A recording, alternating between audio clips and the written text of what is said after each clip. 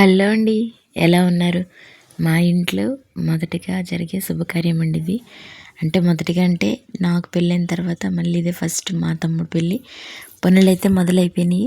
చూసారా మా ఊళ్ళో హడావిడి అంటే మామూలుగా ఉండదు. పల్లెటూరుకి సిటీకి ఉండే వేరియేషన్ ఇదే అండి.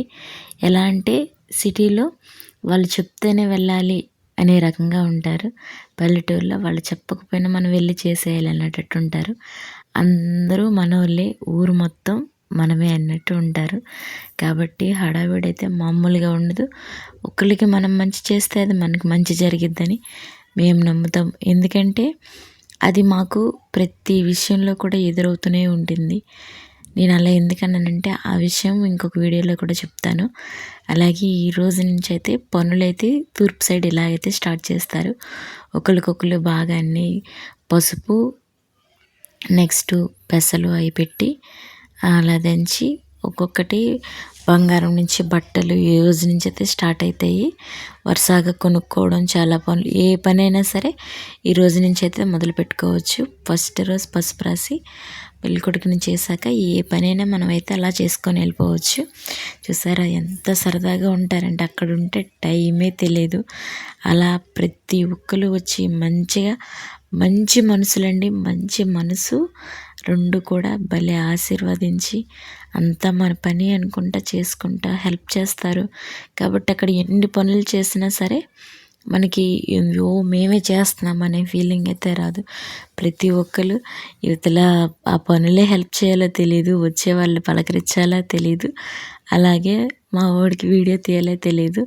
ప్రతి ఒక్కరిని భలేగా అయితే మాత్రానికి పిలుస్తారు. చాలా అంటే చాలా హ్యాపీగా ఉంటుందండి. పల్లెటూరులో మాత్రానికి భలేగా అయితే చేస్తారు. ఇవ్వండి అరటికాయలు, మా పిన్నళ్ళు అయితే ఇక్కడైతే భలే చక్కబెట్టేస్తున్నారు. ఇవన్నీ తీసుకెళ్ళి అక్కడ మా వాళ్ళు ఇచ్చేస్తుంటే మా వాడు పనిచేస్తూ ఉంటాడు.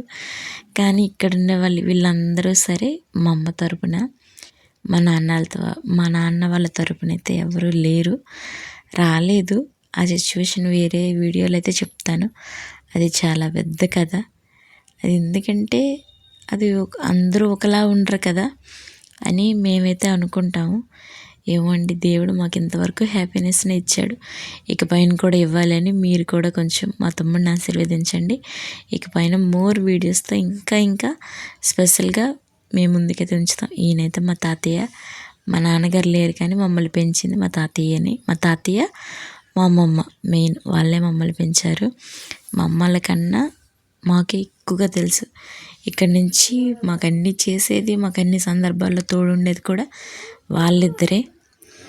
దేవుడు అన్నీ అందరికీ ఇవ్వరు కదా, కానీ మాకు పర్వాలేదు, ఉన్న దాంట్లో హ్యాపీగానే ఉన్నా సంతోషంగా ఉన్నాం.